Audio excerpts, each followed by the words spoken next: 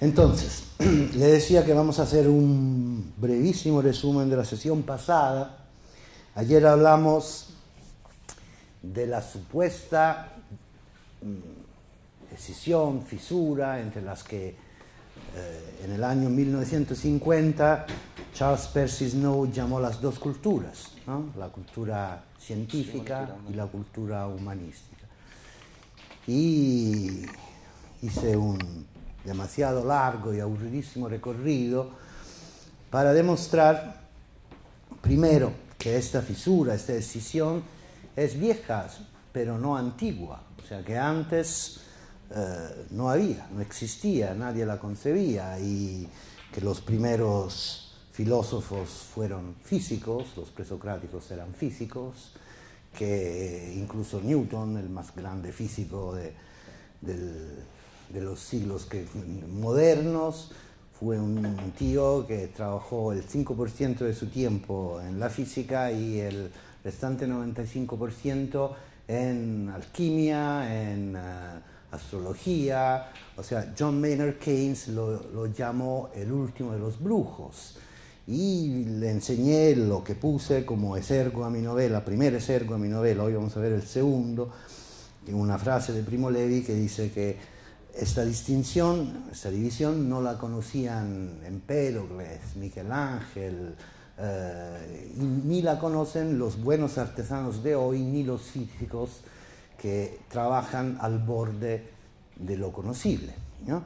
Incluso hicimos un recorrido sobre las distinciones normalmente se hacen, ¿no? Se dice que la ciencia busca la verdad y el arte busca la belleza. Y yo espero que demostramos que es una mentira, o sea que también en la ciencia hay belleza, hay búsqueda de la belleza. Les hablé de las ecuaciones, de lo que decía Jacques Monod, y al revés que la verdad que busca el arte, la literatura, y es una verdad que evidentemente no es la verdad histórica, no es la verdad periodística ni de los tribunales, sino es una verdad estética, ética. El mismo Aristóteles decía que es mucho más importante de la otra verdad, porque es una verdad que abarca el hombre en general, de todos los tiempos, y en eso. Y además, otra distinción era esa entre que en la ciencia se dice que hay método, rigor, disciplina, y el arte es el reino de la fantasía más desenfrenada, de la imaginación, y traté de demostrar con ejemplo de científicos y de artistas que es al revés. O sea, le dije que cualquier que intentó alguna vez hacer una obra de arte, escribir una novela, pintar un cuadro, sabe que no pasa que es una noche de lluvia, que tu novia te ha dejado, que regresas a tu casa muy triste, te sientas delante de la computadora y escribes algo maravilloso. No, todo nace de la disciplina, del rigor, y al revés, que también en la ciencia hay imaginación, mucha más imaginación de lo que nosotros pensamos, y que casi todo es imaginación. Después de la imaginación, de la intuición, hay un momento en que todo se formaliza, se se intenta ponerlo formalmente desde un punto de vista formal, pero antes hay la imaginación. Y al final llegamos, para ser muy muy breve, a la idea que incluso la ciencia es una narración, es un cuento, ¿no? Como los cuentos, las narraciones a que estamos acostumbrados, o sea, las narraciones literarias, las narraciones periodísticas, se mueven alrededor de unos puntos de que estamos seguros, y en la ciencia, por ejemplo, son los datos experimentales, y alrededor de eso hay todo algo que no conocemos. O sea, hay zonas de misterio, de ignorancia, de cosas que no entendemos. Contar es exactamente eso, es tratar de alumbrar un poco esas zonas oscuras, y la ciencia también lo hace, porque otra idea falsa que tenemos acerca de la ciencia es que la ciencia es un cofre lleno de verdades. Al revés, la ciencia es un cofre lleno de preguntas acerca de cosas que todavía no entendemos y que con la revolución científica del siglo XX probablemente nunca llegaremos a entender, porque hay algunos límites ontológicos. O sea, por ejemplo, para decirlo, el principio de incertidumbre de Heisenberg, de la mecánica cuántica, nos dice que, por ejemplo, no podemos saber con la misma exactitud la posición y la velocidad de una partícula. Cuanto más sabemos acerca de la posición de una partícula, menos sabemos de su velocidad, y al revés. O sea, no se puede, ¿no? Antes, en la mecánica clásica, se podía saber una partícula exactamente dónde estaba y a qué velocidad se movía. En la mecánica cuántica ya no se puede, y no es que no tengamos recursos, herramientas para entenderlo, es que es así, la realidad es así. O sea que hay unos límites, y al final, y termino este resumen, llegamos al punto en que dijimos, bueno, lo que hacen la ciencia en estas grandes narraciones de la ciencia y del arte y de la filosofía y de la disciplina humanística es tratar de ir en zonas obscuras, ¿no? Pero no tendría sentido, ¿no?, hacer literatura sobre lo ya conocido, por ejemplo, sobre lo noto, lo obvio, ¿no? Y además la ciencia es algo que desde hace 2 siglos más o menos está yendo en contra del sentido común, ¿no? Se mueve en esas zonas en donde la realidad no es la que aparece a nuestros sentidos, ¿no? Vemos cosas, si tuviéramos que basarnos en nuestros sentidos, todavía creeríamos que la Tierra es plana, que el Sol que la Tierra es el centro del universo y el Sol gira alrededor de la Tierra. No tendríamos, por ejemplo, que considerar que existen los ultrasonidos, para decirlo de alguna manera, ¿no? O sea, va en contra del sentido común. Y eso siempre más, cada vez más. Es muy difícil, ¿no?, aceptar, por ejemplo, pero hablaremos de eso mañana, una concepción del tiempo, la concepción del tiempo de la relatividad de Einstein, porque es algo que nosotros no experimentamos, porque nunca viajamos a velocidades cercanas a la velocidad de la luz, pero el tiempo no es lo que nosotros percibimos, seguramente no lo es. Y entonces es eso, y dijimos que en este intento común a las disciplinas científicas y a las disciplinas humanísticas de alumbrar zonas de misterios, nos encontramos con una dificultad que afecta la comunicación de la ciencia, por ejemplo, ¿no? Porque tienes que explicar algo contrario al sentido común, ¿no? Entonces hay una pequeña dificultad. Y por eso hoy vamos a hablar de la comunicación de la ciencia y de las maneras en que se puede comunicar, pero antes obviamente tratamos de averiguar un poco mejor qué entendemos cuando hablamos de ciencia. Primero podemos decir, si Noel me da, que la ciencia es disculpen, ayer lo dije, las diapositivas están en italiano, pero yo trataré de, no tuve el tiempo ni la capacidad de traducirlo al español, pero voy a tratar de traducirla así, oralmente. Entonces, la ciencia es una institución social, o sea, la podemos definir una institución social que se dedica a la construcción de un consenso racional de opinión sobre campo más vasto posible. Esa es una definición de John Seaman, que es uno de los más importantes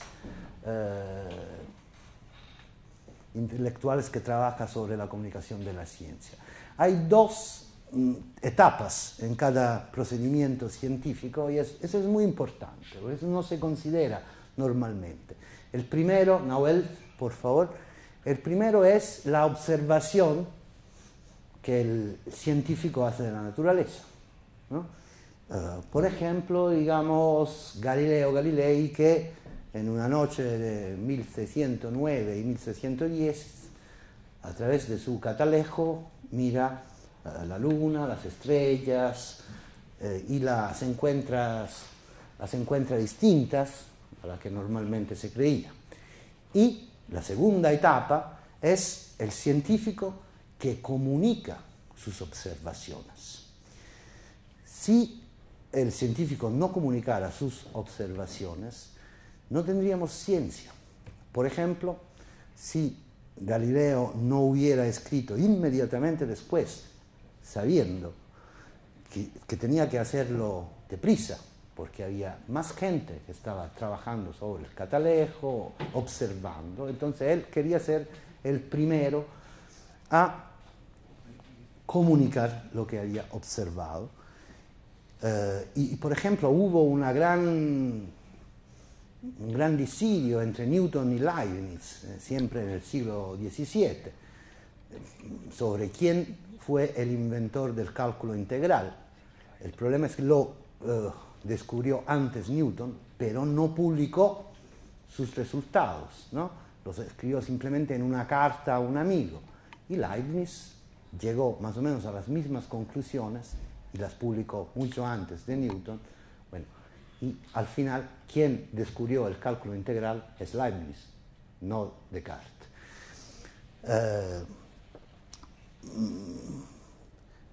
Porque entonces digamos que la comunicación de la ciencia, no hay ciencia sin comunicación. La ciencia es un proceso que prevé ambas las etapas, ¿no? La observación, que es particular de un científico, y público de la comunicación. Pero, evidentemente, y la comunicación de la ciencia, dale Nahuel, vamos rápido, va, no se ve nada, no importa, está bien así, no importa la de antes. Naturalmente la ciencia evoluciona, ¿no? Y cambia. La manera en que los científicos trabajan cambia y evoluciona. Digamos, Nahuel, que podemos más o menos, desde el nacimiento de la que llamamos ciencia moderna, 3 etapas, ¿no? La primera, digamos, desde el siglo XVII, o sea, digamos, yo diría que ese día del 1610, cuando salió el Sidereus Nuncius de Galileo, es la fecha de nacimiento de la ciencia moderna.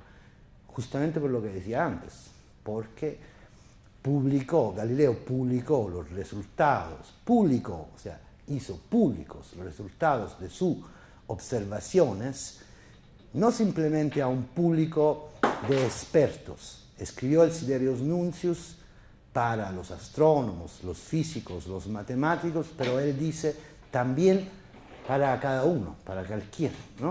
Lo escribió en latín y después fue el único científico del siglo XVI que escribió todo lo que vino después en italiano, para que todo el mundo lo entendiera, como si hubiera entendido que de ese momento en adelante la publicidad de la ciencia hacia un público que iba más allá de los expertos era parte de la ciencia.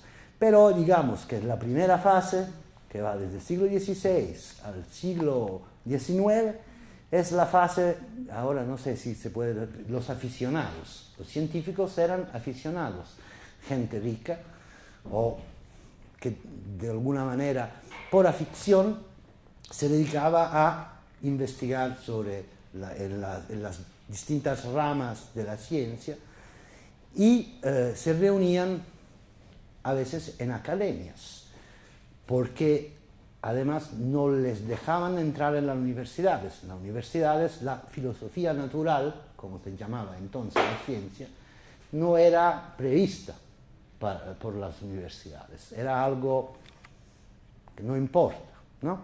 De menor importancia. Y entonces se reunían en academias y paradójicamente la etapa sucesiva, la etapa siguiente, que va, digamos, del siglo XIX hasta el final de la Segunda Guerra Mundial, se le llama normalmente en la literatura sobre eso fase académica, que es una paradoja porque justamente cuando ya no había necesidad de academias, porque esta vez sí, los científicos entraron en la universidad. Y entraron en la universidad de una manera bastante, o sea, dentro de las universidades hacían lo que querían.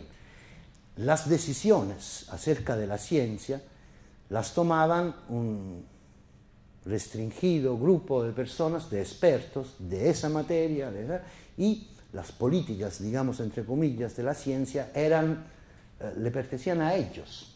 O sea, nunca, como en esta etapa, porque antes no era así, y después fue así, que ya había en esa etapa la famosa Torre de Marfil, donde estaban los científicos. Nadie le cuestionaba su trabajo, hacían lo que deseaban, una vez que tenían una cátedra de universidad, tomaban las decisiones correspondientes a sus disciplinas y ya. Hasta que en 1944, 43, 44, pasa algo muy importante, que es el Proyecto Manhattan, de construcción de la bomba atómica norteamericana, con la ayuda de decenas y centenares de científicos europeos huyendo del nazismo y del fascismo, Fermi y muchos más. Ayer conté la historia, hice una digresión sobre la historia de los físicos alemanes que estaban trabajando a la bomba nazi y que al final de la guerra una misión del antecesor de la CIA, la OSS, partió, se llamaba Mission Alsos, iba delante del ejército americano que ocupaba Alemania, iba rastreando los físicos alemanes que habían trabajado en la bomba y los llevó, es una historia fascinante, los llevó en una quinta en Inglaterra bajo la responsabilidad del servicio de inteligencia inglés. Era una quinta que estaba preparada con todos los micrófonos y tenemos, por primera vez en la historia, tenemos las grabaciones de esta gente que había sido el centro de la historia, ¿no? Y que reacciona, ¿no? Trata de hacer una versión sobre su actuación durante la guerra y después cuando explota la bomba de Hiroshima. Entendemos, en realidad ellos quieren hacer una versión de que ellos de alguna manera boicotearon la bomba atómica nazi, pero en realidad descubrimos que incluso el más grande de ellos, que es Werner Heisenberg, no entiende nada cuando explota Hiroshima, hace unos cálculos y se ve que no entendía nada, después sí, pero es muy fascinante. Bueno, pero eso es importante porque por primera vez se pone a trabajar muchísima gente en un trabajo de investigación científica, el Estado interviene con dinero de una manera nunca alcanzada, ¿no? Nace la que después se llamó la Big Science, ¿no?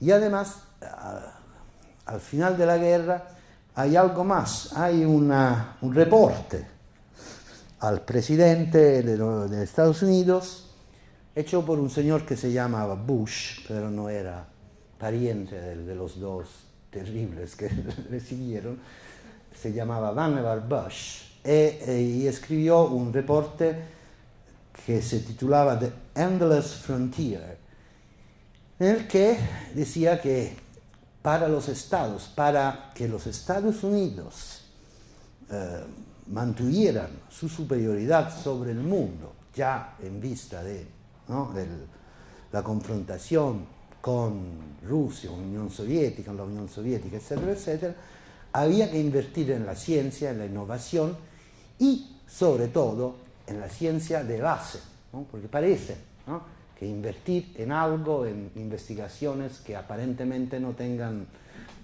resultados prácticos inmediatos, pero él demostró cómo esta inversión del Estado en la investigación básica era mucho más provechosa de las que directamente, ¿no? Y desde entonces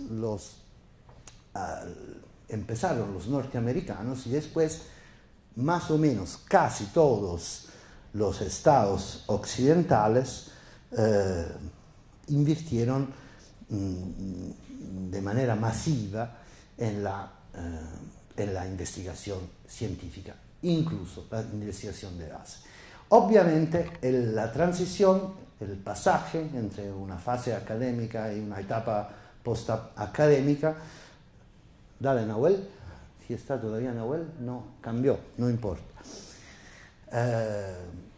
Bueno, eso ya la hemos vista, pasamos adelante. Cambia la estructura, ¿no?, de la investigación científica. Evidentemente hay más recursos, como ya dijimos, y la investigación, incluso la investigación básica, es la palanca del desarrollo económico. Se forman grupos más grandes de científicos, la llamada Big Science, y el Estado, que una vez era un mecenas, o sea, te regalo un dinero, una guita para hacer lo que quieres, empieza a hacer lo que pide, ¿no?, a los científicos hacer determinadas investigaciones, ¿no? Yo financio esta investigación y otra. O sea, el Estado de alguna manera pasa, como no pasaba antes, a determinar la política de la ciencia y la política científica. Como ven, dale, ahí eso pues lo podemos pasar, pero es para ver cómo suben los gastos en investigación y desarrollo en los Estados Unidos, ¿no? Es un crecimiento increíble, desde 300 a 1000 miliardi, ¿cómo cazzo si traduce en español? No, es miles de millones, miles de millones. Además, es esto muy importante, que empieza por primera vez las inversiones privadas, y eso va a causar unas consecuencias en el trabajo de los científicos. Otra, que no es secundaria, es que pasamos de un mundo científicamente, ¿no?, para investigación científica bipolar, a un mundo tripolar, donde hay la China, India, y no simplemente nosotros, el Occidente, sino también y los Estados Unidos, pero también China, India, etcétera, etcétera, etcétera. Y la ciencia no es ya un asunto transatlántico, pero es también un asunto indo-pacífico, digamos, de alguna manera. Vamos adelante. ¿Qué viene ahora? Eso es. Ese señor, como ustedes saben, es Craig Venter, que se hizo hacer una foto en esa manera. Lo quiso él, ¿no? Antes decíamos de las inversiones de los privados, ¿no? Él quiso hacerse un retrato así, mitad científico, mitad empresario. Es el señor que mapeó el genoma, quién sabe si se dice en español mapar, no, mapeó, gracias, el genoma humano, ¿no?, en competición con un proyecto público, ¿no? Y evidentemente el hecho de que las inversiones sean privadas ya no corresponden todo a los valores que tenían los científicos antes.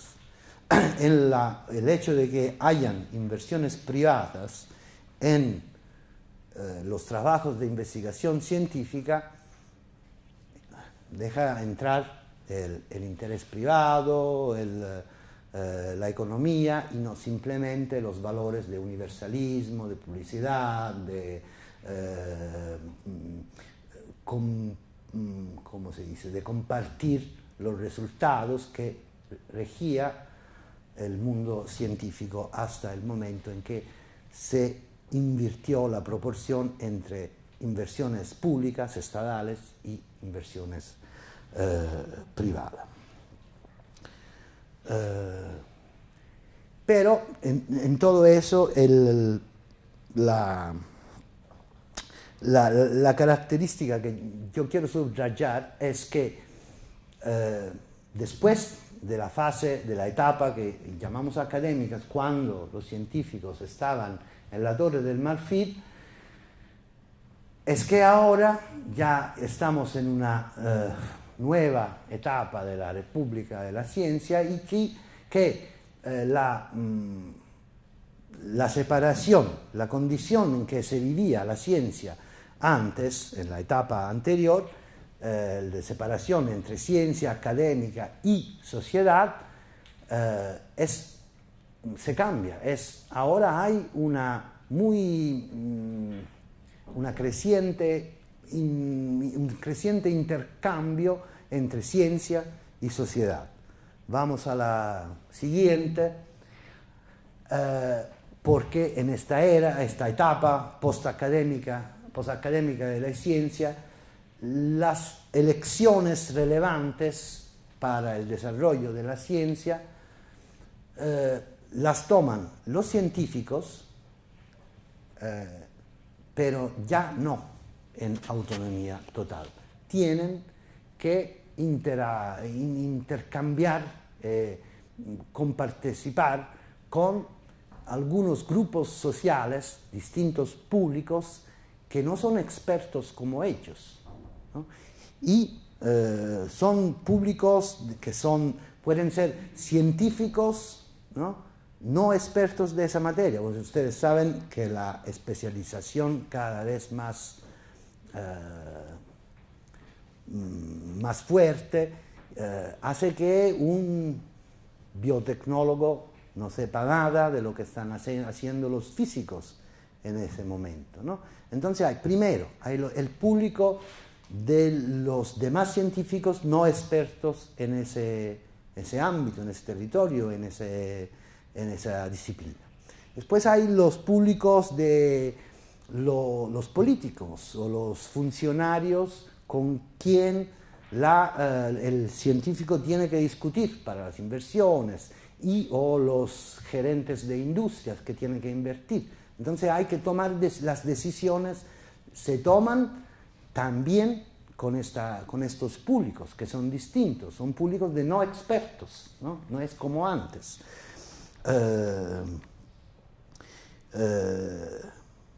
Y en este hecho es muy importante, vamos a la siguiente, porque evidentemente la comunicación de la ciencia tiene un papel nuevo, ¿no? Y sobre todo la comunicación pública de la ciencia. O sea que los científicos de alguna manera, vamos a la siguiente, a ver qué viene, que no me acuerdo, ecco,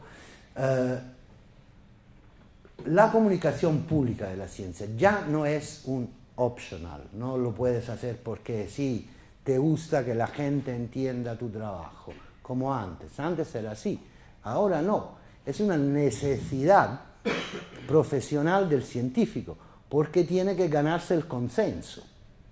Y entonces quiere comunicar sus descubrimientos o sus intentos de investigación y trata de comunicarlos, obviamente subrayando la importancia, lo que va a hacer y todo esto. Es parte de su oficio, no algo que quiere hacer porque le guste. Vamos a la siguiente. Y sobre todo el científico en la etapa postacadémica de la ciencia tiene que saber comunicar a los distintos públicos de los no expertos. La comunicación pública es un complemento insalvable de la investigación. Vamos a lo siguiente, siempre que...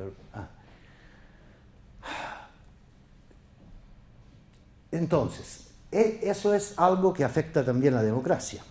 ¿Por qué?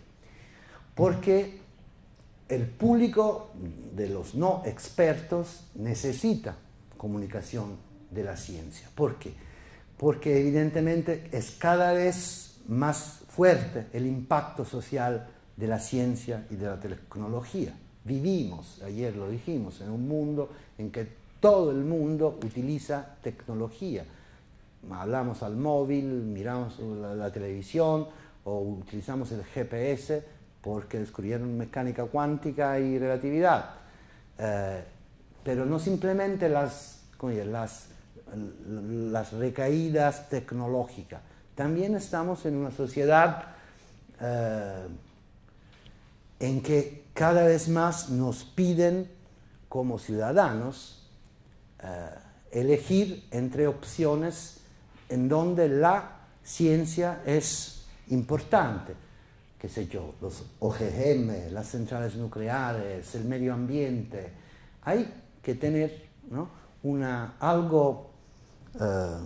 un conocimiento bastante fuerte para elegir con alguna razón, digamos, ¿no? Seguimos. O sea que la necesidad es, yo creo, una ciudadanía científica, porque cuando hablamos de comunicación, hablamos siempre de un flujo bidireccional, o sea, de quién sabe algo, pero también hay una respuesta, lo veremos después, porque además el consenso hacia algunas decisiones de políticas científicas es importante y, ¿cómo decir?, expresa un derecho, ¿no?, a la ciudadanía científica y afecta el derecho a la democracia que tenemos, que no lo ejercemos si no sabemos más o menos de qué estamos hablando, ¿no? Seguimos. Bueno, vamos adelante. Entonces, eso ya lo dijimos. Bueno, un ejemplo es, por ejemplo, ahora, no sé si aquí se habla de eso, por ejemplo, en Europa se habla mucho de la tercera misión de la universidad. Vamos a la diapo siguiente, porque ahí son las etapas académicas, ¿no? Hay dos misiones de la universidad. Es la enseñanza y la investigación. Ahora, en esta etapa, se le agrega la comunicación. Y hay una comunicación académica, que es una comunicación al interior de la comunidad científica, pero también hoy es fundamental que la universidad haga una formación continua de técnicos, también que se abra a la sociedad, que transfiera sus conocimientos en colaboraciones con eso, es lo que hace la UNSAM, por ejemplo, ¿no?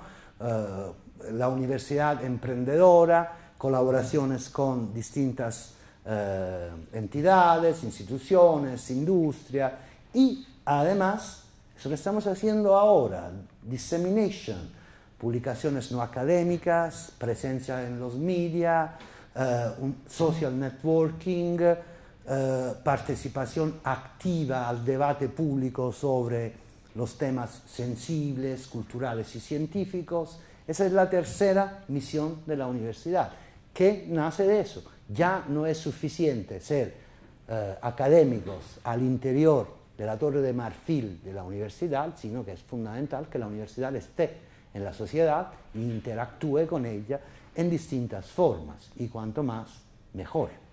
Seguimos adelante a ver qué pasa ahora. Eso yo creo que es muy importante, porque, por ejemplo, todo lo que hemos dicho hasta ahora Lo advirtieron muchos sociólogos, académicos, científicos en los años pasados, y sobre todo en Estados Unidos y en Inglaterra inventaron algo que llamaron Public Understanding of Science, que es un nombre muy anglosajón y muy superbo para decir lo que todo el mundo llama divulgación. La divulgación tiene, ¿no?, dos asuntos. Uno, que hay dos públicos relevantes. Uno es el público de los científicos, de los expertos, y el otro es el público masivo, un público indiferenciado de gente que no sabe nada de ciencia. Y entonces el problema es que como es importante que la gente sepa de ciencia, los expertos tienen que explicar la ciencia a los pobres ignorantes que no entienden nada, que no saben nada de ciencia. Eso es un modelo que lo ejercieron bastante años y que fracasó por completo por varios motivos. Y el primero es que ya no existe un público, sino, como hemos visto, distintos públicos, ¿no? Y además que estos públicos no es que hablen simplemente cada público con los expertos. Estos públicos hablan entre ellos de ciencia. Y ahí se toman decisiones relevantes. Por ejemplo, los ambientalistas, ¿no?, que hablan de problemas ambientales con otro público de no expertos, que es los funcionarios del Ministerio de Medio Ambiente, ¿no? O incluso el público de los artistas, ¿no? Yo escribo una novela con contenido científico y no soy un experto de física, y hablo con mis lectores, ¿no?, que no saben nada igual que yo. O sea, no saben nada para decir, no somos expertos, ¿no? Y entonces, cuando el flujo de comunicación es monodireccional, ¿no?, ¿qué pasa? Y cuando no hay intercambio, como en esa PUS, Public Understanding of Science, o de la divulgación, al final termina que sigue hablando una voz sola y la comunicación se corta, y el que habla es vox clamans in deserto, porque si no prevés que la gente te pueda contestar, sino tú tienes toda la sabiduría acerca de la ciencia, simplemente tienes que pasarla de alguna manera, haciéndola, por ejemplo, eso es la etapa de los museos de las ciencias divertidos, que la gente iba ahí, tenía que divertirse para aprender ciencia, ¿no? Fracasó porque al final, eso es, para aprender algo en serio hay que trabajar, no se puede aprender algo divirtiéndose, ¿no? Un poco hay que trabajar. Además hay pasión, y a veces, si te gusta, no adviertes el trabajo y el que estás haciendo, pero esa es otra cuestión. Pero aprender así, jugando, ya. ¿Eh? Y sobre todo, es que no puedes pensar que que haya un público solo y que ese público sea completamente pasivo y que tú tengas que explicarle todo, porque tú eres el dueño de la sabiduría. No puede ser, porque la ciencia cambió. Eso podía ser bueno en la era anterior, cuando en realidad habían los científicos en su torre de marfil de las universidades y lo sabían todo y tomaban las decisiones entre ellos y nadie le importaba. Ahora no. Vamos a lo siguiente. Es algo como decir, hacemos metáforas. Después vamos a hablar de las metáforas. Esa comunicación de la ciencia así es como el río de las Amazonas, ¿no? Es algo que nace en los Andes, ¿no?, o donde es, y llega al mar. Y yo te doy algo. Y trato que en el mar, el océano, sea un poco más dulce, ¿no? Eso es, ¿no? El agua de las Amazonas que llega al océano es como si los comunicadores, los divulgadores, ¿no? Trato de que se endulce un poco el océano, lo hago un poco, pero en realidad el océano es demasiado grande, demasiado vasto. Seguimos. Este modelo monodireccional yo lo sustituiría con un modelo que podemos, eso lo tomo prestado por un amigo, gran comunicador de la ciencia, se llama, es casi homónimo del tío ahí que está, de Mario Greco, Pietro Greco, es el modelo Venecia. ¿Qué es el modelo Venecia? Es que cada isla de Venecia es un público, ¿no? Es uno de los distintos públicos de no expertos que hemos considerado antes. Entre isla e isla hay puentes, ¿no? Y evidentemente hay puentes más grandes, puentes más pequeños. Siempre en los puentes hay gente que va y gente que viene. O sea, los flujos de comunicación son siempre bidireccionales. Obviamente hay islas más céntricas, más relevantes. Algo es la isla de San Marco y algo es la Giudecca que está más ahí. Pero la Giudecca es importante tenerla en cuenta. Y hay puentes más, le decía, puentes más anchos, puentes más pequeños, pero siempre hay puentes y comunicaciones. Entonces hay que tener en cuenta todo el modelo de comunicación de la ciencia y saber que no hay un modelo de comunicación válido para todos. Depende de los públicos a que estás hablando, cuáles públicos hablan entre ellos, ¿no? A pesar de los expertos, ¿no?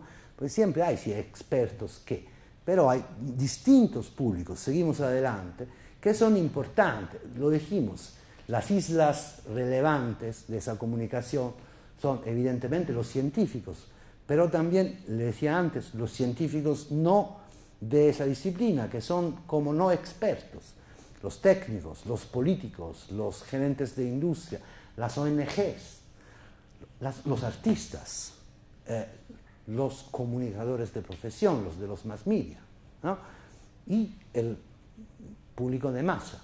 Son distintos actores o distintas islas, pero cada isla tiene su importancia y cada puente entre dos de esos públicos o tres de esos públicos tiene su importancia y hay un modelo distinto de comunicación de la ciencia cada vez.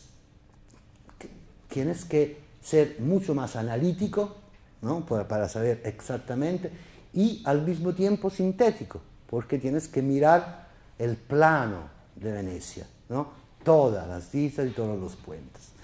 Seguimos. Bueno, eso soy demasiado largo, no importa. Eso es para, por ejemplo, el arte también, ¿no? Para difunde la ciencia. Eso es simplemente después, 2 años después de Galileo, de la publicación del Siderius Nuncius, ya se ve, pero no se ve bien, es un cuadro de Adam Elsheimer donde por primera vez se ve el cielo galileano. Y ya no es el cielo de antes, no hay estrellas fijas, hay el sol, muy bien. Es ya algo. Y lo mismo hicieron por primera vez muchos poetas, los numerólogos también, los 4 satélites que descubrió Galileo fueron también por los numerólogos, hicieron cosas increíbles. Eso es comunicación de la ciencia, ¿no? Los artistas tuvieron un gran papel, jugaron un gran papel en la difusión de las ideas de Galileo, que él mismo, por ejemplo, escribió por primera vez este libro, dije, en una lengua, en un idioma, Italo Calvino dice, ¿no? Escribe que Galileo es el más grande escritor de la tradición italiana, escritor, no científico, escritor, y leyendo se ve, es así. Y además Galileo ponía por primera vez las ilustraciones, o sea, dibujaba ese milagro que la luna tenía cráteres, tenía escabrosidad, no era lisa, plana como nosotros la veíamos, ¿no? Y hace dibujos, ¿no? Es como, ¿no?, hacer un poco de televisión en el siglo XVII. Lo tenía clarísimo Galileo, ¿no? Y le gustaba que los poetas, los pintores tomaran esas ideas, aunque un poco, no eran precisas, exactas como este, pero el imaginario de la gente, poquísimos leyeron los 500 ejemplares del Siderius Nuncius, pero todo el mundo supo, por los artistas, por los poetas, por los musicistas que hicieron las cosas, las escalas del cielo, como se ve, supieron cómo era el mundo en realidad, cómo era la luna, con los 4 satélites, y se ensanchó, ¿no?, su horizonte, seguimos adelante. Por ejemplo, a veces hay, para decir los públicos o la gente importante para la difusión del imaginario científico. Esa es una foto famosa del tiempo de la SIDA, de Oliviero Toscani, una publicidad para Benetton. Es un enfermo de SIDA y eso fue, ¿no? Antes teníamos, sí, ¿qué es? Alguien que tenía la desgracia de tener a alguien que se había muerto cuando todavía no sabíamos qué era bien el SIDA. Esa fue la imagen que transmitió en serio los contenidos, son contenidos científicos, ¿no? Cómo se muere de SIDA, a qué se reduce un hombre, ¿no? Es una imagen, las mujeres con la hija, ¿no?, el hijo que se está muriendo de SIDA. Es una imagen trágica de la publicidad, de los anuncios publicitarios. Incluso ahí hay transmisión, comunicación de la ciencia, ¿no? Seguimos, eso ya lo vimos ayer, Einstein y Picasso. Esta es, vamos, no importa, es siempre Venecia, ya le expliqué, estoy muchos elementos, muchas conexiones. No hay límites absolutos en el archipiélago de la comunicación pública de la ciencia, no hay normas absolutas, no hay modelos absolutos. Todo hay que inventarlo, y todo eso no es algo es algo que implica responsabilidad, evidentemente. Si todo hay que inventarlo cada vez, hay que ser muy buenos para hacer buena comunicación de la ciencia, ¿no? Y para hacerla bien a los públicos a los que elegiste y a quien te diriges. Seguimos adelante. Esa es la última, que hay una... Tengo que pararme, sí, más o menos, sí. Hay una dificultad especial y volvemos al principio de esta charla. O sea, con respecto a distintas formas de comunicación de masa, hay una dificultad peculiar de la comunicación de la ciencia. Como le decía, vamos adelante, la ciencia se está moviendo en territorios que están en contra del sentido común y utilizan un lenguaje, sobre todo las ciencias matematizadas, un lenguaje que no es común, pero sobre todo un andamio lógico que es, como les decía, lejos del sentido común. Entonces, ustedes saben lo del principio de incertidumbre o de indeterminación de que le hablaba antes, es algo que más o menos lo ven así, es delta, digamos, movimiento, velocidad de una partícula, y aquí podemos poner posición de una partícula. Este amigo mío siempre, Pietro Greco, habló de en la comunicación de la ciencia vale algo como el principio de incertidumbre, o sea, ese es el rigor de la comunicación. Y esta es, no sé si existe en español la palabra comunicabilidad, ¿eh? O sea, evidentemente, más rigor menos comunicabilidad, ¿no? Si yo quiero explicarle la teoría de la relatividad con las ecuaciones einsteinianas, si pudiera, yo no puedo, pero pongamos el caso que yo pudiera, le voy a hacer una exposición rigurosa de la teoría de la relatividad, nadie la entiende, a menos que no hayan físicos, sí hay, ¿no? Algunos la entienden, pero muy pocos, porque casi nadie aquí creo que sepa qué son los tensores, los espacios, o sea, son cosas muy... Pero si yo puedo explicarle las nociones básicas de la relatividad a mi manera, con metáforas, con ejemplos, con narración, con misterio, yo estoy seguro, puedo atraparlos y explicarles la relatividad y fascinarlos, ¿no? Lo puedo hacer. Evidentemente baja el rigor con el que yo le transmito eso, pero ¿qué me importa, ¿no? Si lo importante no es que todo el mundo conozca las ecuaciones no lineares y los tensores matemáticos, lo importante es que todo el mundo sepa en qué universo está viviendo, en su imaginario que son el espacio y el tiempo a partir de Einstein, que revolucionó por completo nuestra idea del espacio y del tiempo absolutos. Entonces, delta R por delta C nos da una constante que es K. Esa constante, evidentemente, en las comunicaciones más rigurosas es mínima, es entre 0 y 1. Vamos adelante, en las comunicaciones más rigurosas es muy pequeña, en las menos rigurosas es casi 1, pero no importa. Porque el importante es los públicos a que nos estamos dirigiendo. Si yo quiero hacer otra vez una obra de teatro que explique la relatividad, lo puedo hacer. Y evidentemente es fascinante si lo hago bien, si soy muy buen actor, director, etcétera, etcétera, etcétera. Y tengo un texto, ¿no? Un guión bueno, ¿no? Un texto bueno, lo puedo hacer. Evidentemente el rigor es bajo, pero si estoy hablando a gente como yo y como vosotros, ¿qué importa? Nadie tiene que aprobar un examen de relatividad en la Facultad de Física. El problema es que sepa. Distinto es el caso si yo tengo que explicar la física a un estudiante de física, ¿no? Es distinto. Vamos adelante a ver qué pasa y después creo que eso ya lo hemos dicho. Cada puente, ¿no?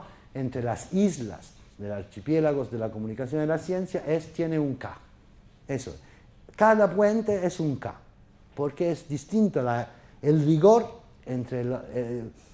y la comunicabilidad entre públicos distintos, ¿no? Es muy fuerte, siempre hablando de teoría de la relatividad, si está hablando un físico que se ocupa de la relatividad con un físico que se ocupa de materia condensada, estados condensados, el rigor, el K es muy bajo.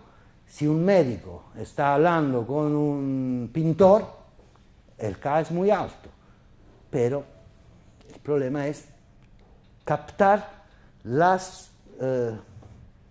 necesidades de cada comunicación, ¿no? Y aprovechar de las herramientas y de los que tenemos para comunicar. Vamos adelante.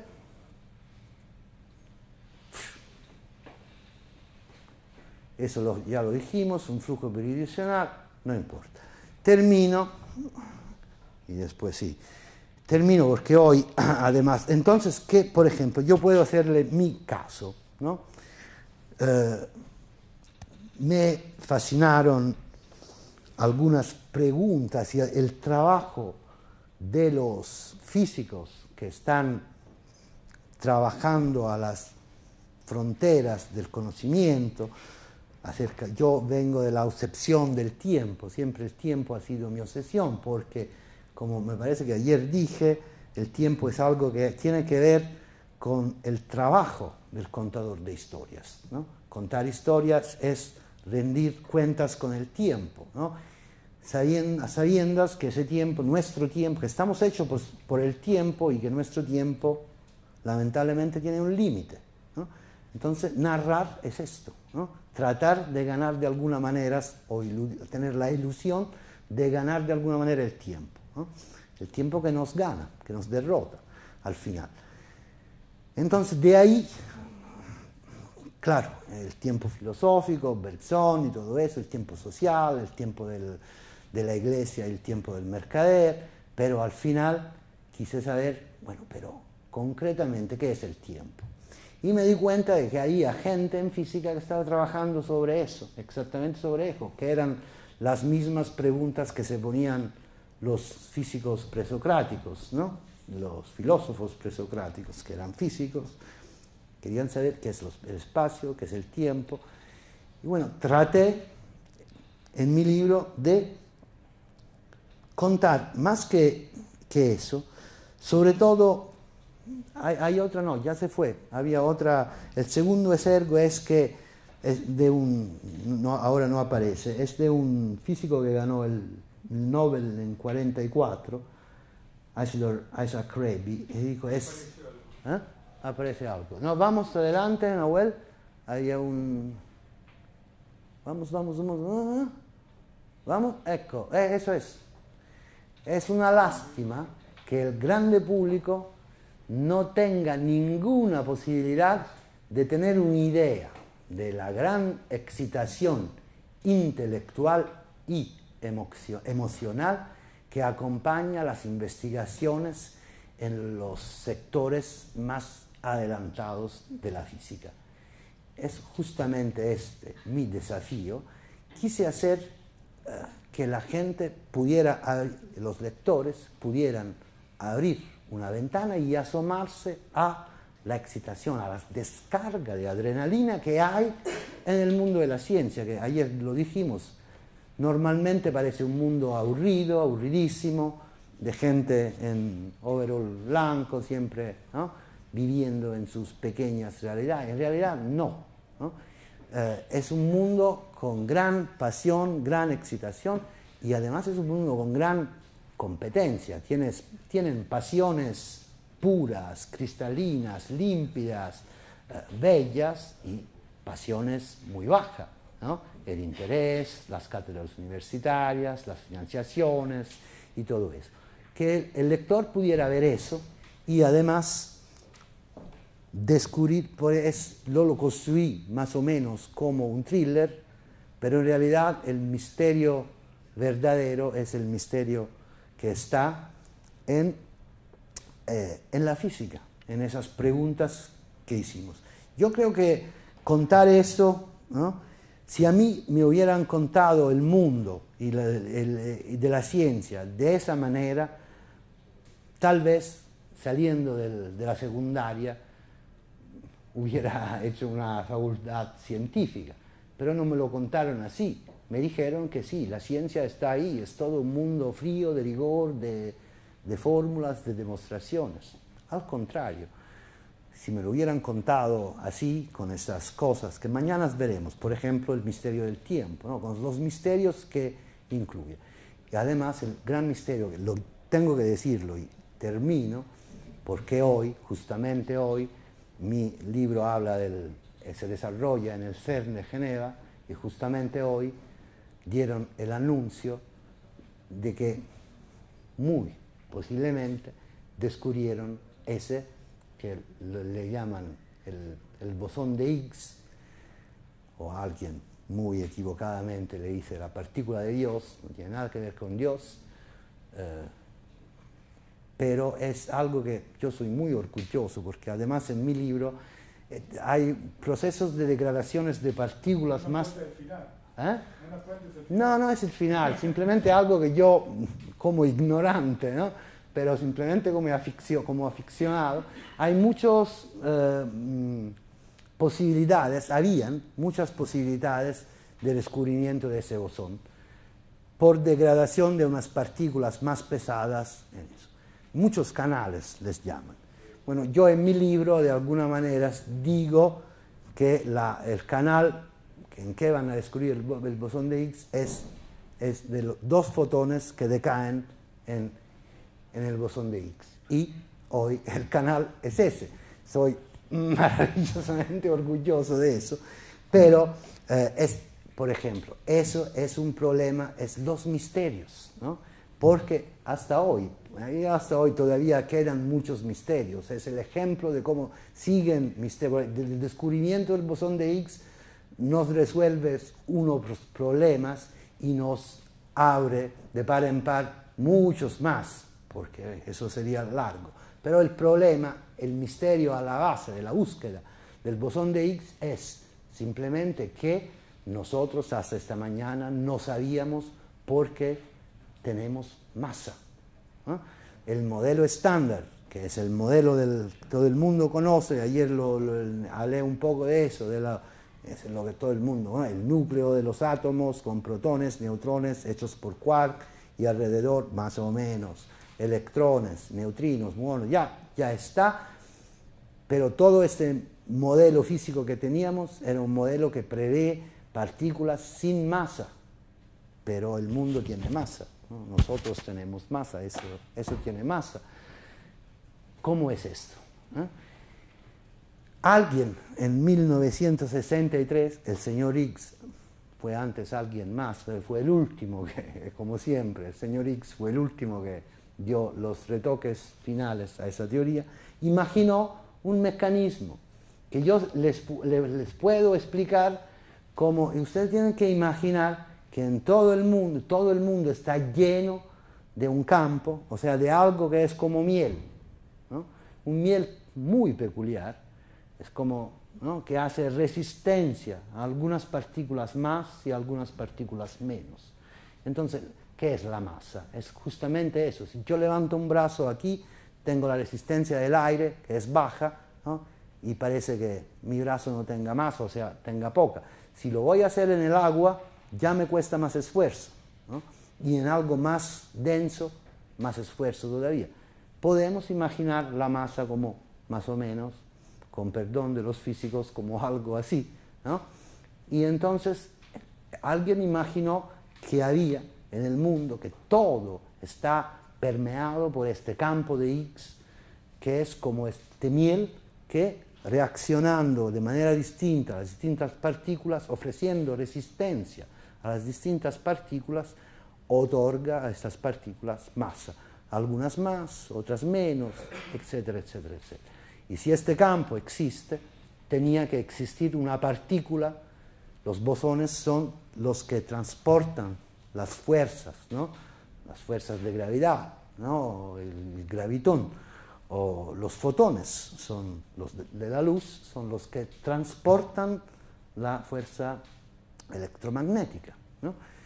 Y el bosón de Higgs es el que transporta la fuerza de este campo de miel, digamos, que está por aquí y nosotros no lo vemos, contra el sentido común. Ese es un misterio, ¿no? Como es un misterio saber, ¿no?, que todo lo que vemos en el mundo, en el universo, a través de nuestros instrumentos, de todas formas, es el 4% del universo. Hay un restante 96% que nuestros sentidos no perciben, que es un 23% de materia oscura, y le decimos oscura porque no tenemos ni puta idea de qué es, no la percibimos, para nosotros no existe, pero sí los vemos en algunas, en cómo se mueven algunas galaxias alrededor de otra. O el 23 y 4 es el 27. Todavía hay un 73% que le decimos energía, otra vez, obscura, porque no sabemos qué es, pero lo sabemos que existe y lo sabemos desde poco, desde hace 14 años. Es algo que descubrieron, que no solamente el universo explotó, digamos, y se está ensanchando, pero que se está ensanchando de manera cada vez más acelerada. O sea, es como si hubiera una fuerza que lo empuja, ¿no?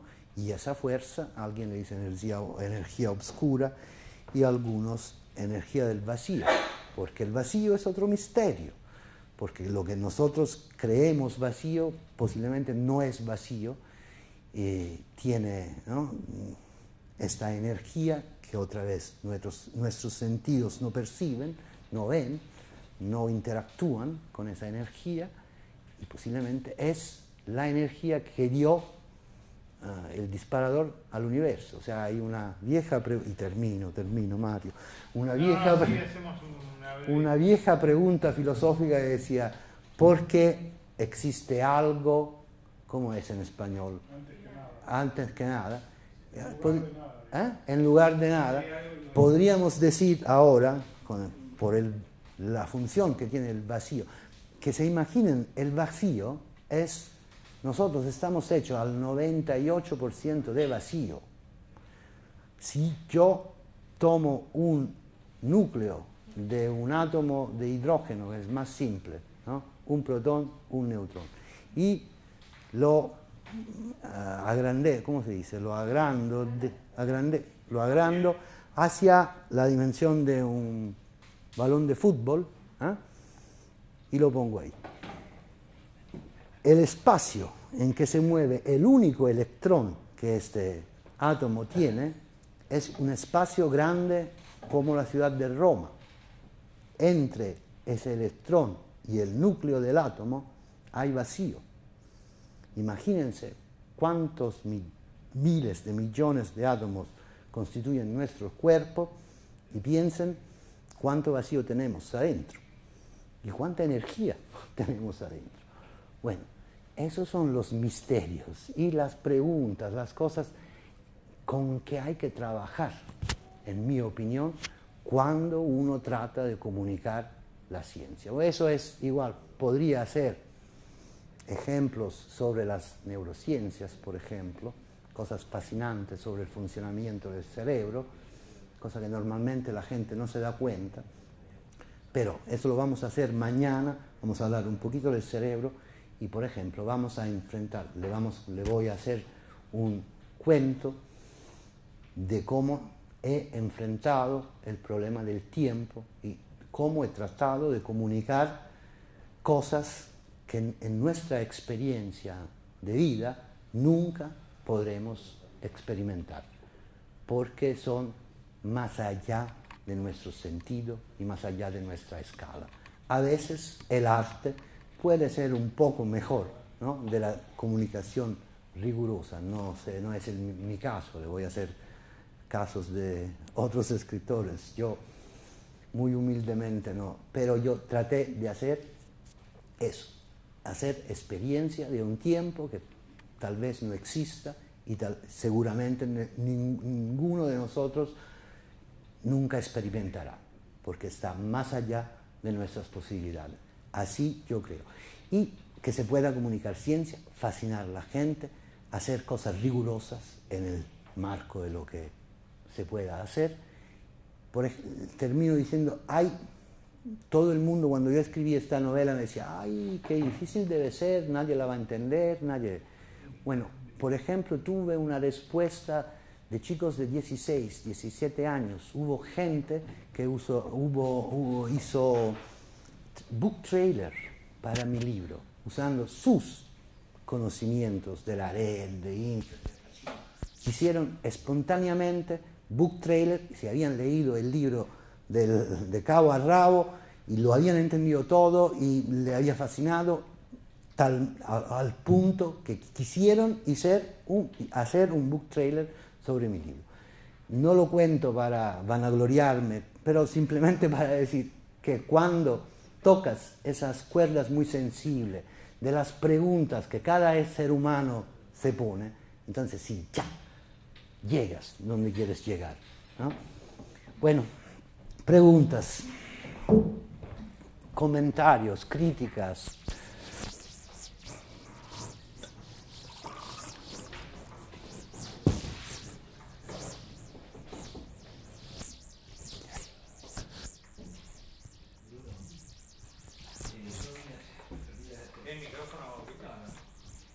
No, a mí me interesa que nos cuentes cómo, digamos, hacemos periodismo no específicamente científico y estamos enfrentados al problema del conocimiento en cualquiera de las cosas que escribimos, ¿no?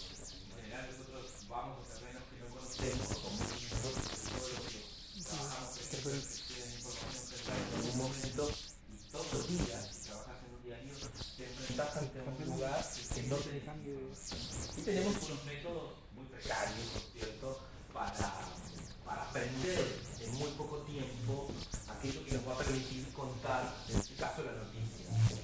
En tu caso, ¿cómo, o en el caso de un escritor o un intelectual que se propone desde la ciencia crear narración, inventar una narración, como en el caso de tu novela, ¿vos cómo te acercaste, digamos, cuál fue tu camino de conocimiento, digamos, cómo te inventaste vos ese camino? ¿Te sentaste a hablar con amigos físicos?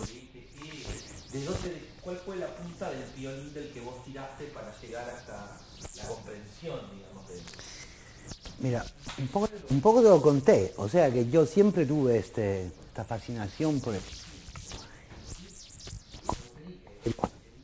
recorrido fue la búsqueda, ¿sabes? Pues sociología, Norbertelitas, tiempo, Legó, a la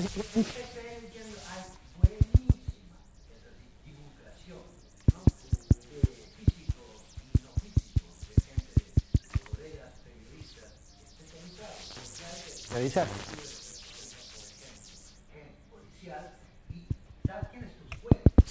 Tú, ¿no? Si alguien dice algo, puedes confiar en él hasta este punto. Y en el periodismo científico más o menos es igual. O sea, tienes, evidentemente, no tienes conocimientos sobre todo, ¿no? Biología, neurociencia, medio ambiente, territorio muy bajo. Si eres un periodista serio, tienes tus fuentes y sabes más o menos, sabes de dónde hablan esas fuentes, ¿no? A partir de qué intereses. Pero en mi caso, que no soy un periodista científico, simplemente soy un aficionado a la física. Este es un recorrido muy largo que durante muchos años, leyendo, cuando tenía tiempo, cuando el trabajo me dejaba tiempo, sí, toda la divulgación científica que podía. Hasta cuando llegué, que me llamaron a dar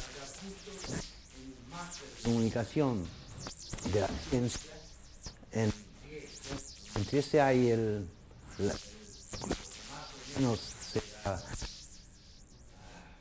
parecido al MIT, se llama CISA, es una escuela superior científica. Y donde encontré, yo tenía que enseñar técnicas de la narración a la gente que quería ser periodista científico.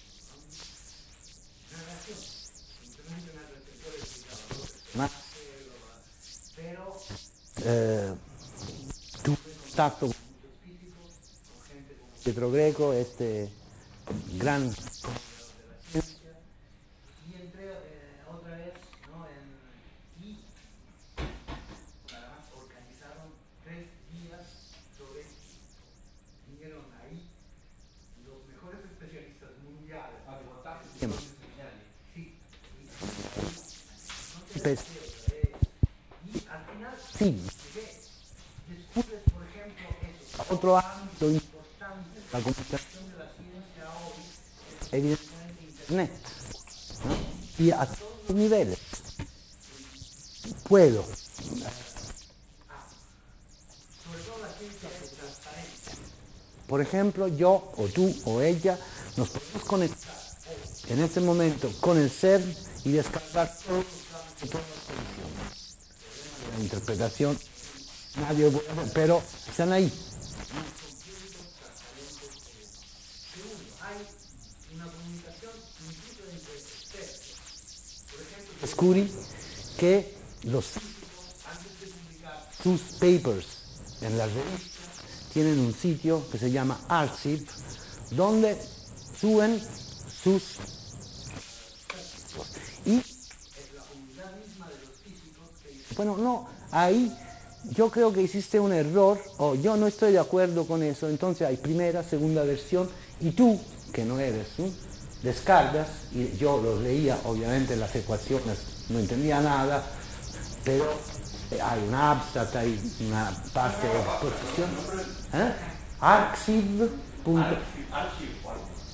Con X. A, X, Y, punto O. Y está todo ahí. ¿No? Además, evidentemente tuve que hacer un trabajo, aparte de leer, hablar con muchos físicos y además un trabajo en el campo. Estuve en el CERN, estuve 8 días ahí, sentado ahí, y fue muy, muy interesante. Porque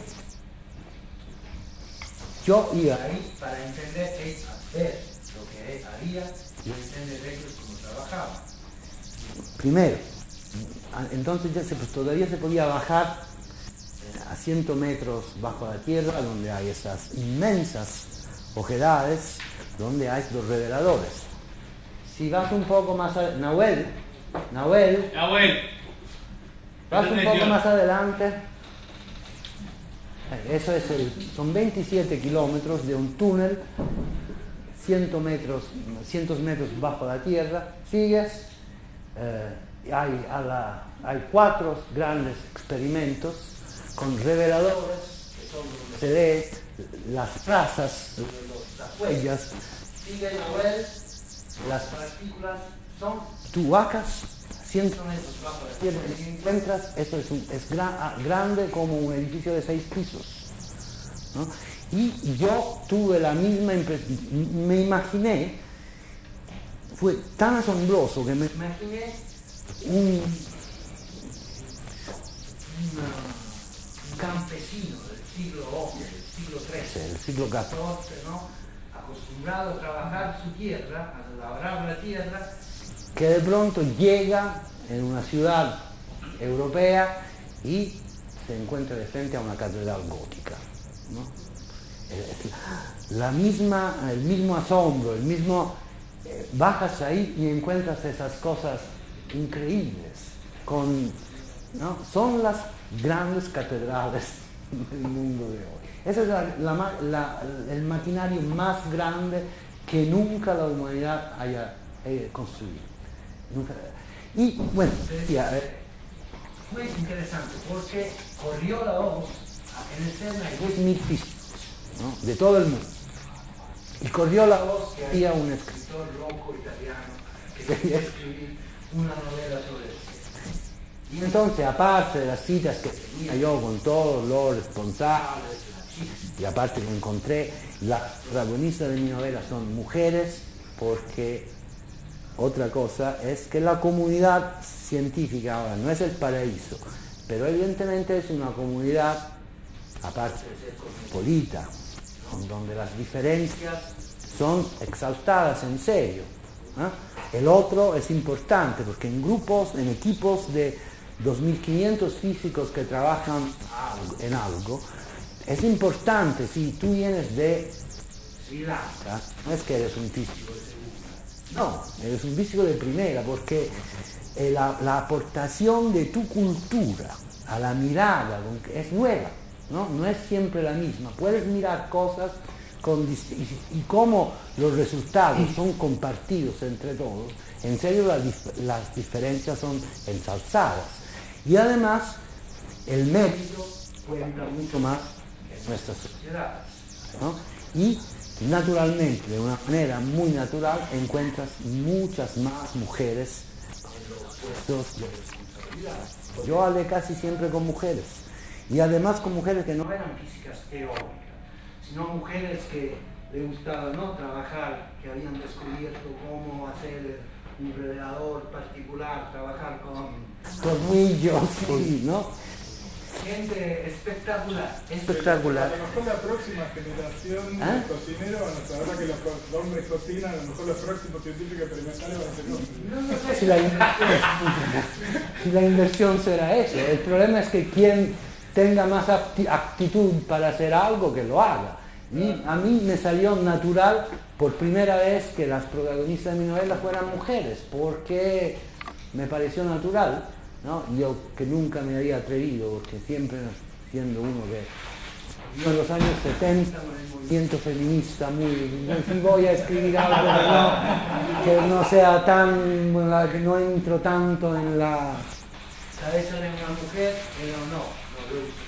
Y lo que es que yo estaba interesado en la manera en que ellos trabajaban, y al final corrió la voz que había escritor loco italiano.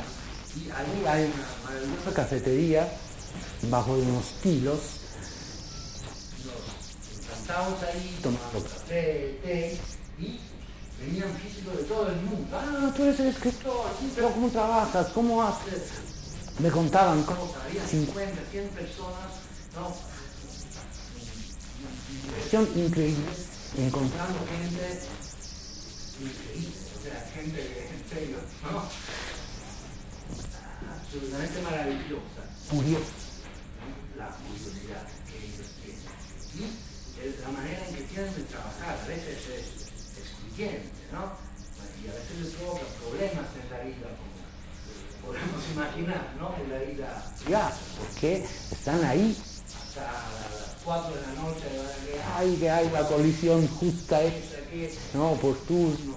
Es una manera maravillosa, además, es un clima muy cosmopolita, porque hay gente de todo el mundo. Y como decía ayer, descubrimos que trabajamos más o menos de la misma manera. O sea, con gran imaginación y al mismo tiempo con gran rigor. Porque yo antes de escribir el bosón ese, yo quiero que lo sepa bien, lo haya entendido bien, haya preguntado a ese y al otro. Y sin ir al fracaso, ¿no? Sí, el fracaso, no, el fracaso sí. Para mí eso... Para los críticos, el fracaso está en la posibilidad. Está en la posibilidad. Estás peleándote con algo tan difícil, tan complejo, tan minúsculo, ¿no? Ellos, por ejemplo, hacen cosas como esas para ver partículas millones de veces más pequeñas de lo que nosotros podemos ver, ¿no? Gente que el fracaso está siempre, ¿no? El fracaso puede ser muchas cosas, ¿no? Incluso, por ejemplo, en la administración el primer Bush decidió suspender, estaban construyendo un gran acelerador lineal en Estados Unidos, el SC, y decidieron que ya, que no lo construían, cuando ya estaban metidos. Y eso determinó, por primera vez, nosotros, los europeos, estamos trabajando en eso, ahora tenemos la supremacía física, en el campo físico, por elecciones políticas de otros públicos, de otras cosas, en contra de todo los científicos. Es otro problema de comunicación de la ciencia. El científico evidentemente necesita consenso. Entonces, probablemente los científicos, los físicos americanos, no supieron explicar bien, comunicar bien la utilidad de la inversión de millones de dólares para un acelerador lineal. Bueno, si yo hablo. Yo quiero hacer un comentario no, es un comentario nada más, pero me resulta muy... En realidad lo que debería ser natural, pero que no lo es, y que me resulta muy atractivo el hecho de la perspectiva que usas, de que digas, ahora sabemos que, o sea que efectivamente sabemos, o sea, la especie humana hoy sabe, me gusta, digamos, que lo plantees, no como los físicos del CERN hoy descubrieron tal cosa, sino ahora sabemos, no sabíamos, o que digas, en Europa ahora estamos teniendo la privacidad de la física. Yo sé que, a ver, no es natural, no suele pasar. En general, no sé, me gusta, el Facebook apretaría. Todo es patrimonio de los que descubrieron, hoy es patrimonio de la humanidad. Efectivamente. Hay gente de todo el mundo, también leí en el libro. Efectivamente, pero los argentinos. Los argentinos tienen un físico espectacular que es Maldacena, ¿no? Uno de los más grandes físicos teóricos. O sea, es patrimonio de la humanidad, evidentemente, pero por las características de la ciencia, por lo que dijimos. Si no lo hubieran comunicado hoy con la rueda de prensa, en interconexión, lo sabían ellos y nosotros hubiéramos vivido sin saber que no sabíamos cómo se produce la masa de lo que somos y que lo habían descubierto, ¿no? Me parece básico que es una adquisición de la humanidad. Así, pero no es frecuente, a eso me refiero. No es una perspectiva frecuente, me parece que la perspectiva... Pero no lo siento, claro, hay gente que trabajó en eso y le vamos a reconocer su trabajo, aunque es un trabajo conjunto de dos de los experimentos del ser. Eso quiere decir que son más o menos 5.500 personas, ¿no?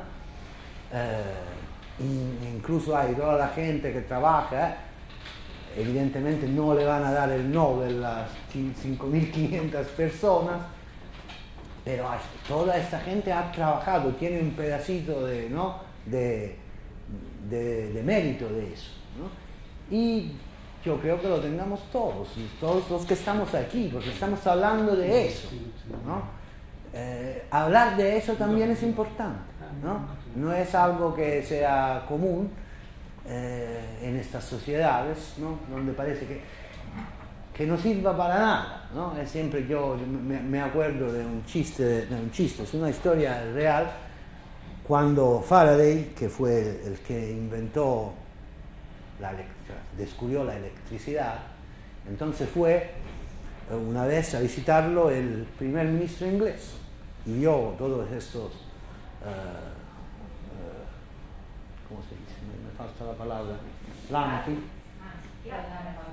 no, relámpagos, esos relámpagos que se arqueaban en las máquinas de Faraday, y se quedó boquiabierto, dijo, muy bien, pero ¿para qué sirve? Y Faraday dijo, señor ministro, yo ahora no lo sé, pero estoy seguro que dentro de pocos años usted va a poner impuestos sobre esto.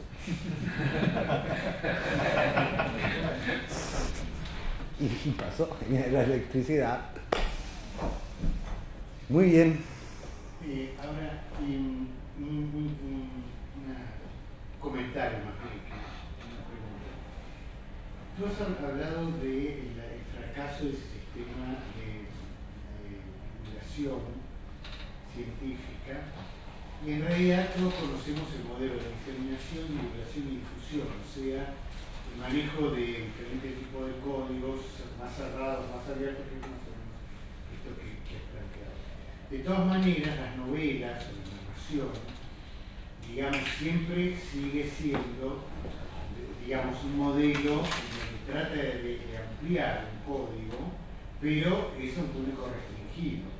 Sobre todo yo lo pienso esto porque, digamos, nosotros teníamos siempre la referencia de la RAI como la RAI, la BBC o, digamos, ciertas televisiones públicas que en la década del 70 fueron señeras en términos de hacer tareas de difusión. Me acuerdo, qué sé yo, la vida de Leonardo da Vinci, por ejemplo, que realmente era una tarea de... Y luego, bueno, todos sabemos lo que pasó en Europa, todo eso desapareció. Yo no sé si hoy hay una política de difusión tan amplia del conocimiento, si eso se perdió. Por lo que... ¿Tiene más o menos el comentario? Sí, no, por lo que respecta a Italia, se perdió por completo, lamentablemente. Aunque, por ejemplo, es la misma situación. Hasta hace un mes eran 4. Los 4 responsables de los 4 experimentos del ser eran italianos. O sea que seguimos teniendo gente muy buena, muy, ¿no? que trabaja. Es hipercalificación, pero a él, ¿no? Le comentaba antes a Mario que si eso pasaba en Francia, ¿no? Que si hubieran sido 4 franceses responsables de los 4 experimentos, ya sabían con todos los titulares, los semanales, los franceses. En Italia a nadie le importó nada eso, ¿no? Para decir que es un índice de la degradación en este sentido de mi país, ¿no? Porque son por lo menos desde hace 30 años que las inversiones en formación, ciencia, cultura, educación son recortados siempre, y ahora ya ni hablar, ¿no? Y evidentemente también tenemos una televisión pública que da asco, ¿no? Pero yo creo que ahora, por ejemplo, lo que pasa es que todo eso se está, ¿cómo decir?, internacionalizando, ¿no? Hay series de televisión, como Big Bang, ¿no?, en que incluso hay cosas, yo por ejemplo soy un aficionado de Lost, de Perdidos. Ah, sí. Yo creo que él tenga una estructura narrativa maravillosa. Cuántica, ¿no? Y además juega con el tiempo, con la... Es ahí, ¿no? Yo creo que están, ¿no? Porque claro, hay documentales, buenos documentales. Por ejemplo, hay algunas televisiones, y los ves en YouTube, están tranquilamente, sin, ¿no? Por ejemplo, Brian Greene, que es uno de los físicos uno de los mejores comunicadores de la ciencia hoy, aunque sea un aficionado de la teoría de las supercuerdas, que como dije ayer yo no creo, pero no importa, hizo una serie de programas maravilloso, con gran recursos de efectos, pero no efectos especiales así, que sirven para que te impacte y entiendas, sobre todo, ¿no? Te impacte. Brian Greene, lo que escribió... Green, sí, con E final, no me acuerdo, Brian Greene, siempre confundo, hay dos, con E final y sin, Green como verde y Green con E, pues bueno, te lo digo. Y es mucho más, ¿no?, difundido, ¿no? Son buenos documentales. ¿De? TED. Sí, TED, eso también. Es otra. Son distintas maneras de comunicación y mucho más eficaces, ¿no?, de las normales, de la forma que teníamos antes, cuando todavía pensábamos, ¿no?, que había que tener un señor experto, o a veces un periodista que pregunta a un señor experto para que el señor experto nos diga algo que yo pueda transmitir a un público pasivo, que tiene que absorber lo que él dice. Lo que a mí me interesa es que de toda esta difusión salga algo crítico, ¿no? Porque yo tengo que decir, lo importante no es que yo sepa exactamente la relatividad, pero que sepa que el señor que me está hablando, incluso si es científico, ¿no?, de dónde está hablando, tiene intereses en hablar, porque a veces sabe, ¿no? El señor Craig Venter es un ejemplo de eso, ¿no? Y tiene buenos intereses. Entonces, los norteamericanos, cuando dieron de baja el supercolisionador, financiaron el proyecto Genova. Exactamente. ¿Quién comunicó mejor? Ese señor que tuvo la gran intuición de retrátame a mitad y a mitad, o los pobres físicos que querían. Y entonces financiaron el proyecto Genova. Eso es. Y a mí me interesa que la gente, que mi público sepa, ¿no?, cuando hablo de ciencia, sepa ni siquiera crítica, porque la crítica yo creo que es algo viejo, ¿no? Todavía es un esquema viejo del siglo XX. Algo más chispeante y más, ¿no?, que sepa siempre que hay, de dónde viene. Cuando alguien habla a partir de un punto, que son intereses, y a veces yo adhiero a esos intereses, y entonces muy bien, a veces no. Déjame decirte unas inquietudes sobre tu discurso. Las inquietudes de Mario son terribles. Digo, los que venimos, primero hoy me di cuenta que los científicos sociales, que supongo yo yo lo desconozco absolutamente, no se llaman así, se llaman cientistas en español. La verdad que no tengo la menor idea de por qué no. Supongo que debe ser una distinción respecto. Eso me interesa, porque en italiano scientista es posiblemente un cientificista, algo así, porque yo, por ejemplo, no te lo pido, te lo pregunto, porque para mí es muy importante. yo cuando hablo, por ejemplo, yo hablo de fundamentalismos en mi novela y siempre digo que hay fundamentalismo islámico, fundamentalismo cristiano, fundamentalismo hebraico e incluso fundamentalismo científico. El fundamentalismo científico en italiano son scientisti. Claro, pero no por cientificismo, pero parece que... pero es cientificismo la pregunta en español. La inquietud que quería transmitirte es la siguiente. Vos dijiste, usaste la metáfora de la imaginación como una especie de equilibrio entre las dos culturas, la imaginación al servicio de la ciencia moderna. Dijiste, bueno, también juega un rol, además del rigor, la disciplina, etcétera, etcétera. Pero cuando vos te referís a la ciencia, como en general solemos hacer todos, al producto de la ciencia, hablas de descubrimiento. ¿Sí? Quiero decir, no hago una reflexión, quiero decir, en general uno tiene comprende que un científico es alguien que descubre algo que forma parte de la realidad. Es una especie de revelador de algo que ya forma parte de la realidad. Sin embargo, la idea de imaginación, uno podría decir, va en un sentido contrario a la idea de descubrimiento. No sé si me seguís.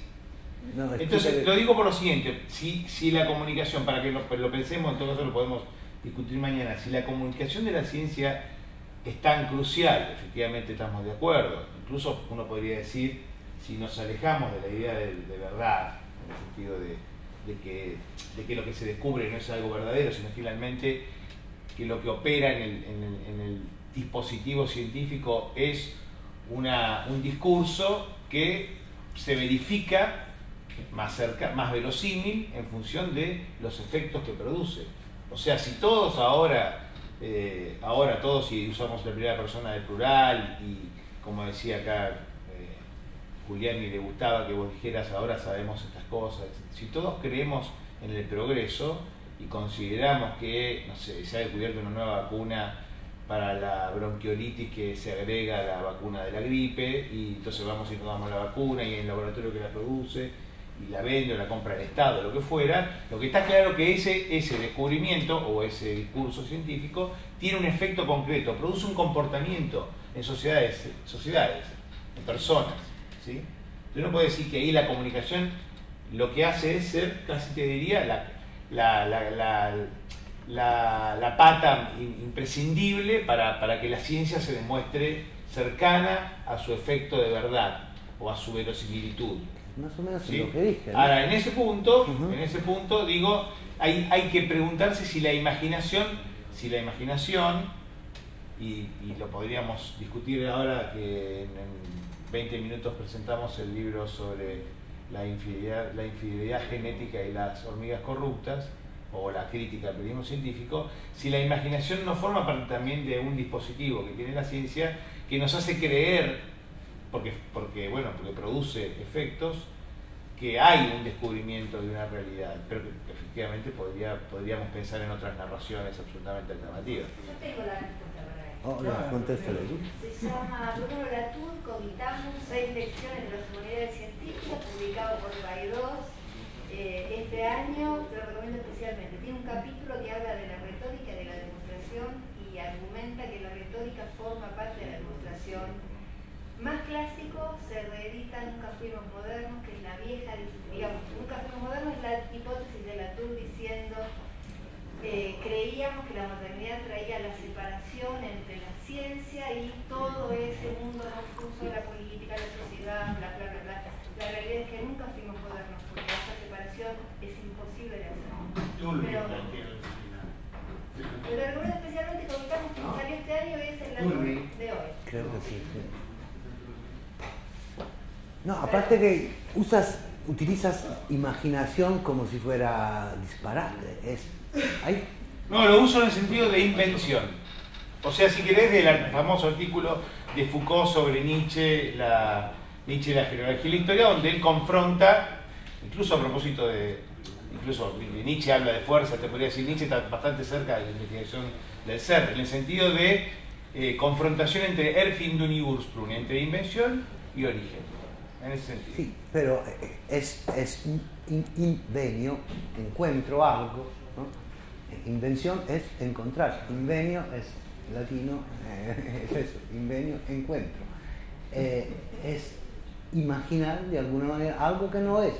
Te repito, estamos hablando de cosas que no vemos, ¿no? El bosón de Higgs y el campo de Higgs no lo vemos.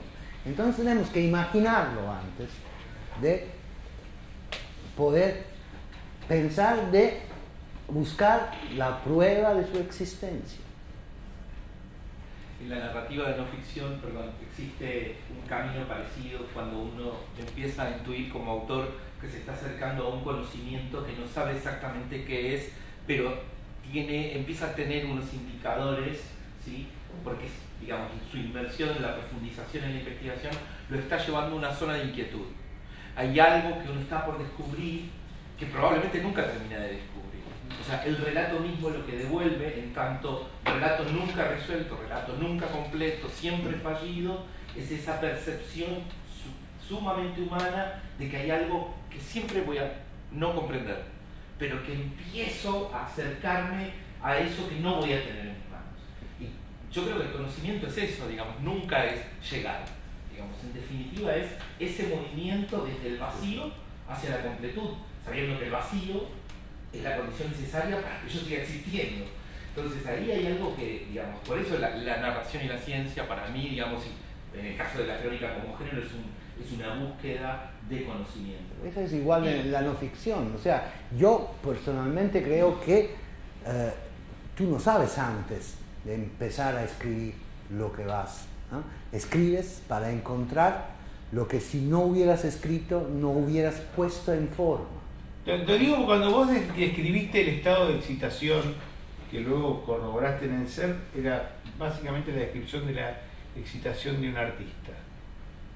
Sí, pero y que sonó, te voy a decir, ser sincero, sonó a una imagen demasiado idílica del mundo de los científicos. Mira, es lo que yo vi y después, pero me doy cuenta, hablé también. Acá me dicen envidioso. No, ¿ves? No se puede creer, ya tenemos la facción constituida, ya tenemos el grupo armado constituido. Tienes que mirar todos los aspectos. Evidentemente hay gente, sí, que te digo, yo tuve una relación inmediata en esos días completamente de fascinación. Yo lo que digo es que yo vi mucha gente hacer trabajos en laboratorio, Bruno, no necesariamente físicos, y hay una palabra que se usa mucho en laboratorio de biología o química, que es un verbo para una acción natural, que es pipetear. Yo creo que no hay ninguna excitación posible en un tipo que hace como en una línea de montaje, pipetea 5 horas por día. Salvo que tenga un salvo que tenga una sustancia agradable. Yo lo dije, que no quiero transmitir la idea de la comunidad científica como los paraísos. Lo dije, incluso hay las pasiones altas, bellas, y hay las pasiones mezquinas en el mundo, como en todos los entornos humanos. Pero las mezquinidades más... En mi libro hay un tío que trata de falsear los datos para seguir teniendo financiaciones, prestigio, y no, es normal. Pero a pesar de eso, yo tengo un modelo, ¿no? Que es el modelo de la ciencia, que cambió cuando llegó el señor Bender como ejemplo de lo que pasó, y a eso hay que resistir, porque yo quiero seguir yendo al CERN, y mi amiga Chiara Mariotti me enseña un pedazo de algo que parece un pedazo de plástico transparente, y después me lo da, dice tómalo, lo tomo y casi me caigo por como pesa. Es tungstenato de plomo que sirve para hacer los reveladores de los fotones, y está allí el primer imbécil como yo que va al CERN, aquí está, y me imaginaba yo todas las corporaciones y las multinacionales que hubieran pagado millones de euros para el breveto de ese... Ahora, déjame hacer una última pregunta y pasamos sobre este punto. Me pongo ahora en otro rol. ¿Vos cuántas ediciones de la energía del vacío se hicieron? 7. 7. ¿Se tradujo a algún otro idioma? No. Porque digo, si tenía hay que 10.000... traducirse al ruso, pero No digo, porque si hay 10.000 investigadores en el CERN, ahí tenemos al menos una edición en inglés para venderla completa. Y mejor que los... Es un problema que no lo entendieron. Mi editor en inglés no lo entendió y no quiso publicarlo. Porque nada, ahí fue un problema. Yo creo que mi editorial se equivocó y la vendió como un thriller.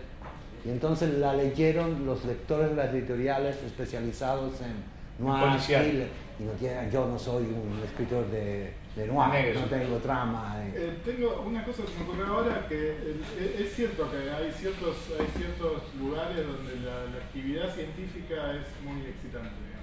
No sé si es inherente a la ciencia. Yo me imagino por cosas que he leído, que otros entornos como a lo mejor Google, o sea, me parece que es inherente, hay ciertos entornos de descubrimiento, de invención o de creación. O sea, me parece que tienen ciertos requisitos que para que pase eso tiene que haber ciertos requisitos de ciertos tipos de interacción con otras personas, esto que vos decís de la multiculturalidad y que haya hombres y mujeres y distintas edades. En un Samsung. ¿En qué lugar? ¿En qué lugar físico? Sí, ¿en qué dependencia? Yo soy químico. Bueno, yo les recomiendo que entrevisten a los jóvenes del IBE. Me pasaron grabaciones de publicidad a las 3 de la mañana clonando. En total, absoluto ambiente de joda, clonando, porque clonar es una acción manual sumamente delicada. Yo lo conozco, Javier, pero lo que quiero decir es que no tiene necesariamente que ver con la actividad científica. Me parece que hay probablemente otras, tiene que ver con ciertos hábitos de trabajo. O sea, eso pasa en el IB y a lo mejor no pasa en el laboratorio al lado, a eso me refiero. Y están a lo mejor haciendo lo mismo y investigando las mismas preguntas. Quiero decir, me parece que... Yo creo que algo tiene que ver lo que estás buscando, lo que estás investigando. No, sin duda. Si estás ahí, sabes que estás en el punto más adelantado, en el sector de las físicas de altas energías, que no es toda la física, en ese sector, pero eso evidentemente te da una carga, ¿no? Dice, estoy ahí, aunque sea un postdoc, que estoy ahí un año, pero voy abajo en el revelador y tengo mi turno, ¿cómo se dice? Sí, ahora me cansé, ya no me sale el español. Sí, de surveillance, de supervisión y todo eso. Eso te da una carga, incluso si eres joven.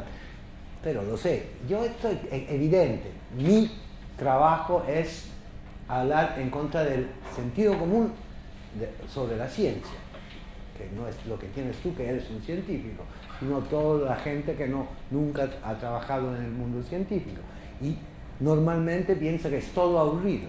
Mi experiencia es esta, pero incluso conocí a gente que trabajaba, que pipeteaba en los... Y aburrido no es solo la pregunta científica que uno investiga, sino el entorno en el cual... Claro, pero es un entorno, eso es también parte de lo que yo quería comunicar, que es un entorno laboral como si fueran maestros, periodistas, o sea, hay de todo, hay gente maravillosa, hay gente asquerosa que en cuanto te das la vuelta, ¡tac! ¿No? Hay de todo, hay aburrimiento y hay turnos increíbles, tienes que estar ahí desde de medianoche a las 6 de la mañana mirando a una pantalla a ver si algo pasa y no pasa nunca nada y estás ahí aburriendo toda la noche, lo cuento. Pero a veces hay momentos, como siempre, como en todos los entornos humanos, ¿no? De excitación, de pasión, ¿no? Incluso hay gente abominable porque trata de falsear, ¿no? Por sus intereses. O sea, hay de todo. Es un entorno como todo. La gente lo imagina, ¿no? Como todavía tiene la idea de los científicos del siglo XIX, esos, ¿no? Que estaban ahí, gente que trabajaba en las universidades y no tenían ninguna relación con la sociedad, y ahora no. Parte de lo que yo quería comunicar es que es un entorno laboral humano que a veces trabaja a la frontera de los conocimientos humanos, a veces no, ¿no? Y a veces se aburre y a veces es explotado pipeteando, ¿no? A veces es explotado haciendo cálculos para la teoría de las supercuerdas. Yo tenía un alumno mío que estaba a punto de graduarse en física, de la universidad en física, y tuve que contarle yo las demás teorías posibles aparte de las supercuerdas, porque su profesor no se le había contado y lo había puesto para su tesis de laurea, de graduación, a hacer cálculos sobre la teoría de los cuerdas, no sabía nada más. Yo dije, no ese es el mundo, ¿no? Hay más posibilidades, y tuve que explicársela yo, y eso es importante, porque una vez, hace algunos años, eso no podía pasar en la ciencia, ¿no? La teoría de la supercuerda y los cuerdistas es algo sociológicamente importante, ¿no? Porque por primera vez se formó como una secta, ¿no? Si tú perteneces a ellos o no perteneces, entonces es un enemigo. Y yo, que soy profesor de esa secta, gané cátedra y todo eso, no voy a contar a mis alumnos los descubrimientos de los otros o las hipótesis de los demás, que es algo que en la ciencia nunca se dio. Y eso también hay que contarlo. Se ve repetidamente todo el tiempo. O sea, no, que alguien, que él preguntó al profesor, el profesor le dijo, no importa, pavadas, ¿no? Y eso, pero nunca había pasado, ¿no? Antes, hace 20 años, le había explicado, no, mira, es así, pero yo creo que estáis equivocados aquí, y la mía es correcta. Ahora le dijo, como nos decían, yo siempre lo cuento, un amigo mío en los años 70 en Italia que preguntó, estábamos en la izquierda extraparlamentaria, y él preguntó al secretario de la célula, le dijo, bueno, tenía 16 años y el secretario 30, y le preguntó, compañero, ¿qué tenemos que leer para nuestra educación? Y el compañero secretario lo miró a los ojos y le dijo, no importa, ya hemos leído nosotros. O sea, es la misma actitud. Eso es importante sociológicamente, ¿no? Bueno, seguimos.